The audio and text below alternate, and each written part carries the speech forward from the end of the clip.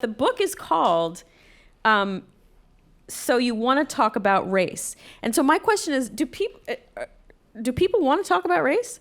I mean, who are these people? Yeah. You know what's interesting, what I found, and at first I really did not want to write this book. I talk about race all the time. I think there's this weird myth that Black people love talking about race. We don't. I don't know any Black people who do. For most Black people, it's a very painful, risky endeavor. But when my agent had asked, what about, you're writing these essays, what about these conversations, helping facilitate these conversations? And my response was, I am not the white people whisperer. I'm not doing that. The white people whisperer.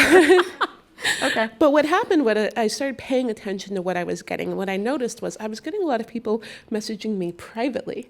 And people would even make fake email accounts to email me and go, everyone's talking about cultural appropriation, but I don't know what that is.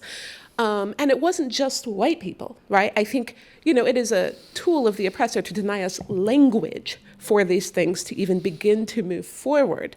And so I started paying attention not to necessarily what people are shouting online, right? But what people wanted to say but couldn't because they didn't necessarily have that tool set handy. And things get murky really quickly, but people keep trying. We are talking about it, right? Over and over again, which means some part of us at least recognizes the necessity about it. So, my goal was really to say, hey, okay, you know what? We absolutely do need to talk about this. We can't avoid it. Here's a little primer that might make it a little bit easier.